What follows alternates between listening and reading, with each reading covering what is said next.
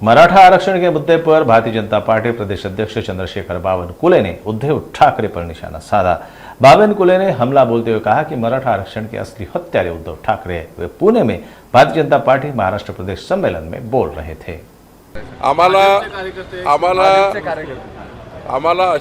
असं करायची गरज पडत नाही, कारण मराठा समाज हा वेगवेगळ्या संघटना आरक्षणाची मागणी करतात आणि मराठा समाजाची संघटना किंवा समाजाचे जे प्रतिनिधी गेले असतील उद्धव ठाकरेला भेटायला, तर उद्धव ठाकरेंचं पहिलं काम होतं की त्या समाजाच्या कोणत्या पक्षाच्या आहे, कोणत्या घटकाच्या आहे हे न विचार करता उद्धव ठाकरेंनी तात्काळ त्यांना भेटायला पाहिजे होतं। ते का भेटले नाही याचं कारण स्पष्ट आणि स्वयंस्पष्ट आहे की उद्धव ठाकरे हे मराठा आरक्षणाचे खरे मारेकरी आहेत।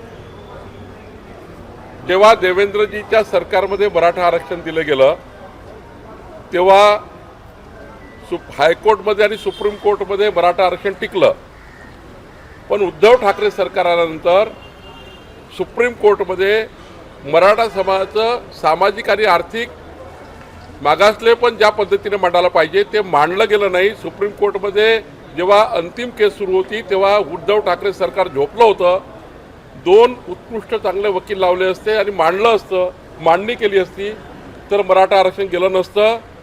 जे मराठा आरक्षणाचे मारेकरी आहेत ते लोकांना का भेटतील? त्यांना लोकांना भेटायला त्या ठिकाणी काही तर नाक पाहिजे। त्यामुळे मला वाटतं उद्धव ठाकरे हे कधी मराठा आरक्षणाच्या बाजूने नव्हते, ते कधी राहणारे नाही आणि त्यांना काही घेणं देणं नाही।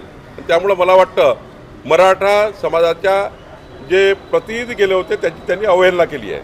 स्वातंत्र्यवीर सावरकरांचा मुद्दा घेऊन भारतीय जनता पार्टी निवडणूक लढेल हे का विचार करता आपण? हे होऊ शकत नाही। हा मुद्दा काही निवडणुकीत राहू शकत नाही। निवडणुकीमध्ये मुद्दे आहेत।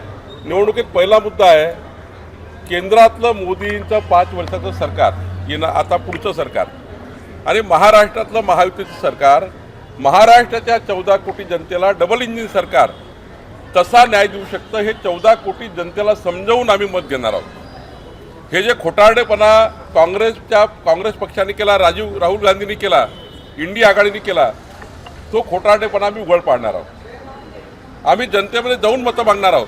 आमच्याजवळ शिदोरी आहे, त्यांच्याजवळ खोटा नरेटिव्ह आहे, फेक नरेटिव्ह आहे।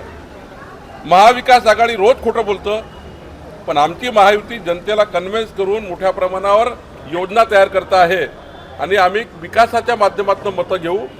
आम्ही समाजाच्या शेवटच्या व्यक्तीचं कल्याण करून मतं घेऊ।